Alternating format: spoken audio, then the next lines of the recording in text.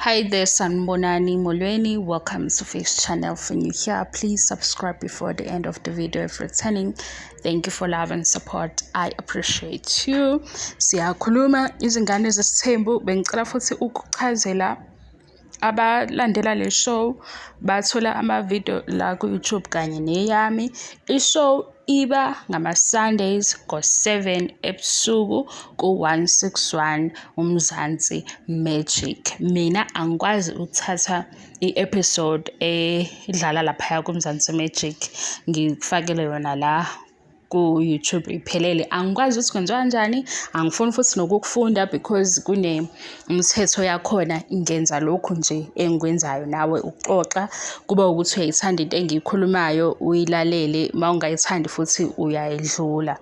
Lana-ke kwizingane ezisithembu sibagcine ku-episode 1, u-episode 2 yilo ozofika kusasa la silindele khona ukubona umndeni kaVuyo kanye nomndeni kaSibindi okumayeni nobaba uMsileka, abazali bakaSibindi, because kunodaba uVuyo acela ukuthi likhulunywe masiza i-meeting lena icelwe uVuyo because sekukhona izinto ezenzakalayo phakathi kwakhe noMpumelelo, kanti umayeni uhlala nengane le yokuqala yabo benoSibindi, kanti futhi uVuyo uthi uzwe la kuthando nesithembu ukuthi uMpumelelo usefuna ukuthatha intombi nto.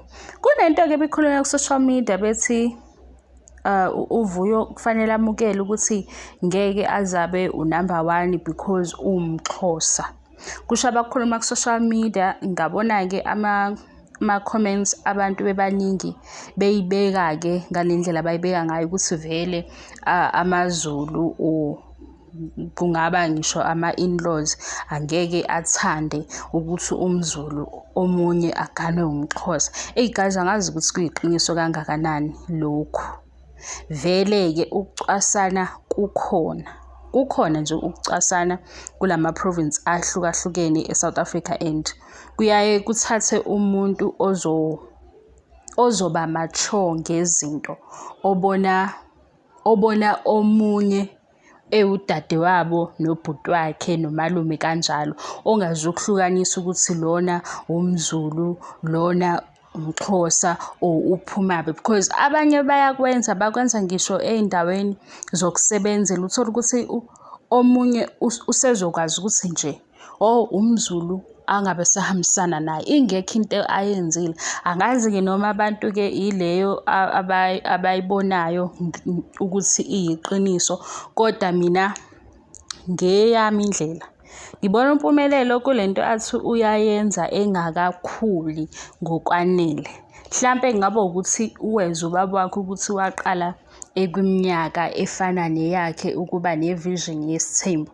Mangimlalela uMpumelelo guys, mina angimuzwa, yazi ngisho izinto ayichazayo, ngisho nje i-behavior yakhe ukubone ingathi nje angazi vele ukuthi umuntu ozoba i-polygamist uba kanjani, kodwa uyambona umuntu one-discipline nozazi ukuthi wenzani noma ekhuluma noma efaka imibuzo.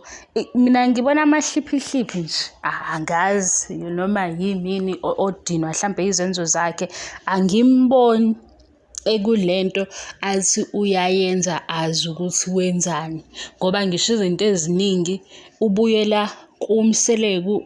Mayeya kuMseleku nakhona asimuzwe uMseleku sididekile nje kwanathi ukuthi ayibo, kanti i-role yaMseleku as ubaba nokuba mdala uthini, ufuna ukubona uMpumelelo enza amaphutha, because izinto ey'showo uMpumelelo kubaba wakhe akuzona izinto ezingamenza ukuthi amshayele ihlombe abe proud, kodwa indlela akhuluma ngayo kuvele kube ngathi umdlalo yonke lento.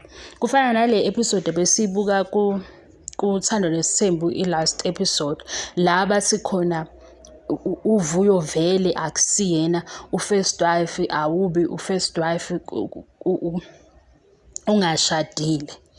Asikuphiki lokho, yindlela abakubeka ngayo nokuhleka, ngoba phela manje kunemizwa yomuntu la esingenile because ekwi-picture okuwuVuyo. Manje ukuzokhuluma ngathi bakhuluma nje indaba ehlekisayo, into engekho serious, kuney'ngane phansi, kuyasehlisa khona isithunzi. Isithunzi kusehlisa ngokuthi umseleku lo ozibeke as i-leader, umseleku lo futhi osekhona as ubaba kaMpumelelo ozomcebisa. Mase uMpumelelo efika nezinto esiy'bona ukuthi hayibo nangelahleka, ngoba abanye baze bathi bekufanele nje ayiphilele impilo yakhe kuba yingane kuze kubeke useshow ukuthi wenzani, because into ayenza manje kuya ngathi uselandela ubaba wakhe kodwa futhi akazi ukuthi wenzani, ngoba nezathu ayibekayo ukuthi unumber 1, unumber 2 nonumber 3 uzoma kanje azizwakali. Yindlela-ke mina le ngibona ngayo, kanti abanye sebebeke ukuthi amaZulu, isingamaZulu manje, angeke abeke umXhosa phambili ngoba uVuyo uwumXhosa, ngeke eze bo-first wife. uMpumelelo uyamthanda yini uVuyo usho ukuthi ufuna uVuyo abe u-first wife? Yilowo umbuzo, before sithi-ke amaZulu, ngoba ngisho ukuthi le yaMpumelelo bengithi umnakwethu lo ozo-corrector leya narrative ebisikhona ku-social media ukuthi Zulu women, only Zulu women abakwazi ukuthi bethathe yonke into ngoba abantu bebona odulasi.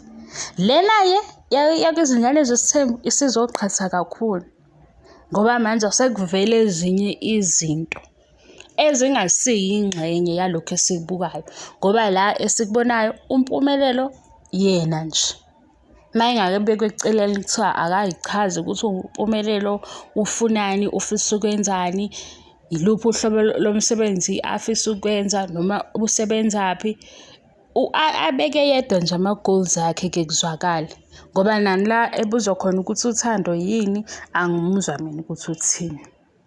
Siyadlula-ke kule guys, kunenye into nje engiyibonile emaminithini adlulile ku-social media, bekuyi-podcast. Kune-comment ethi kuma-podcast uyafisa lo kuze ama-scientists, ukube kugcwala ama-scientists. Mhlambe lento into eyenza ukuthi ngikhulume ukuthi nami ngitholakala la ngenza ama-reviews. Mawusubona igap,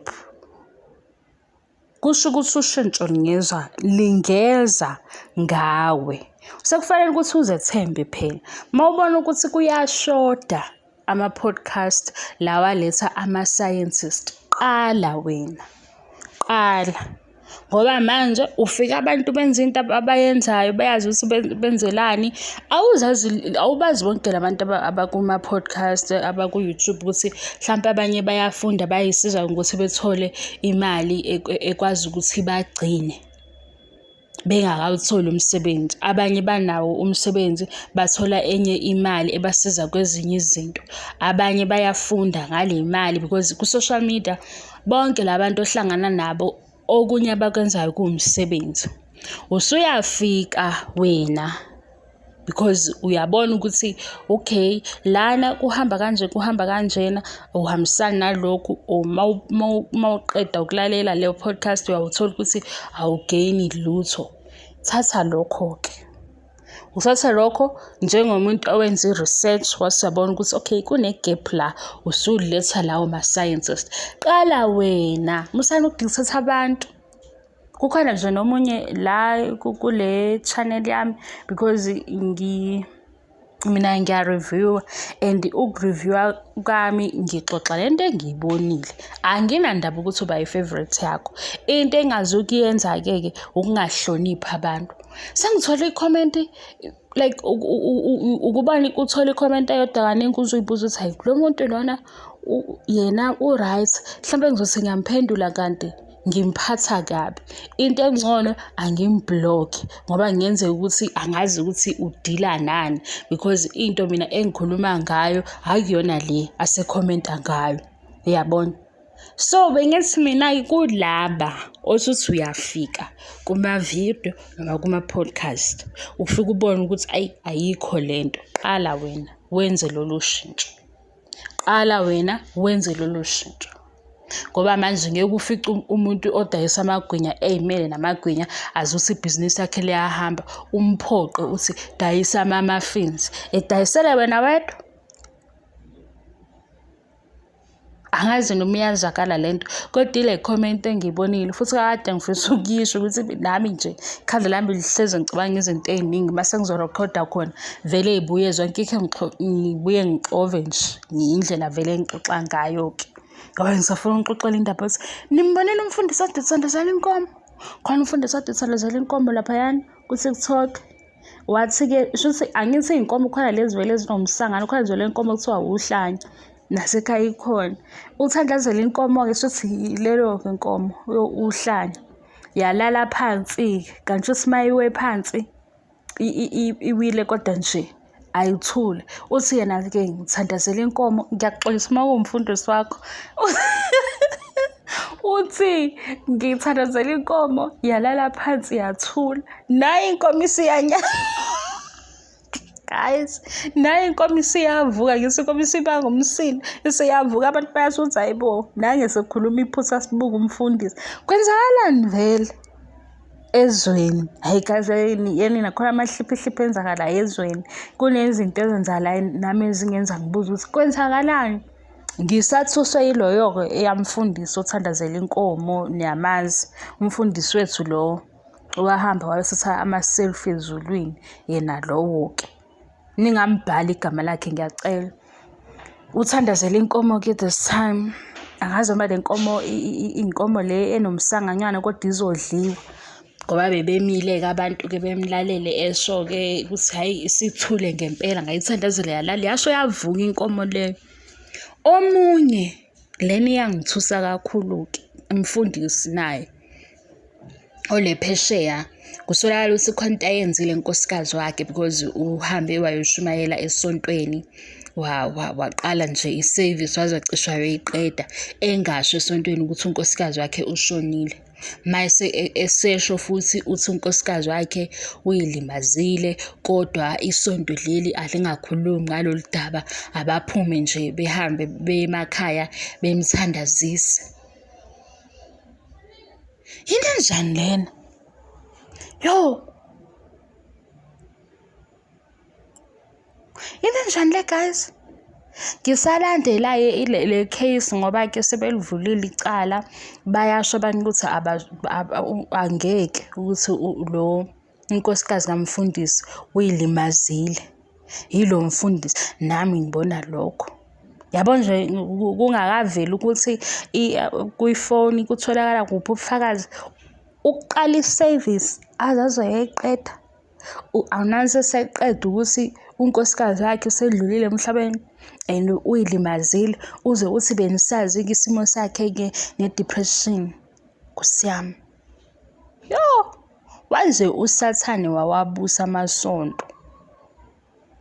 Mina bayangidina yazi uyaphi ekuphambi kwabantu uzazi ukuthi awumele uNkulunkulu awuhambi ngani vele wenza izinto ey'ngcolile nje ungangeni esontweni bedukisa abantu.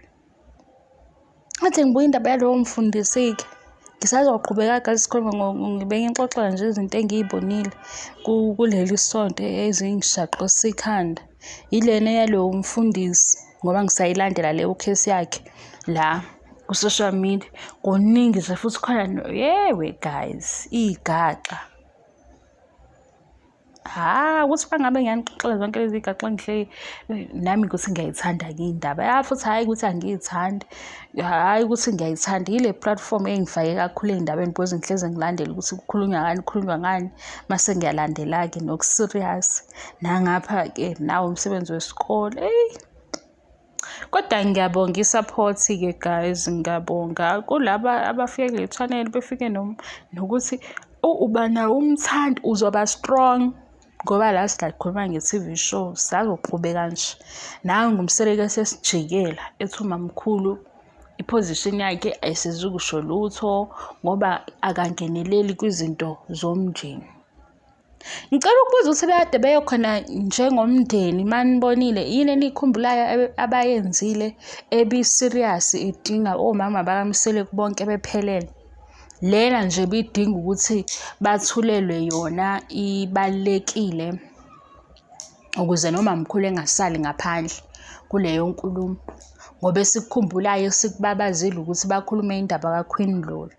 Sase sibuza ukuthi kanti lo mndenini ungathanda ukuhlonipha iy'ngane bekhuluma izinto ey'njalo, noma mhlampe kumamkhulu usale lapho ngoba nje esedeleleka ukuthi kanjani nezinto azenzelwa zona zinkulu.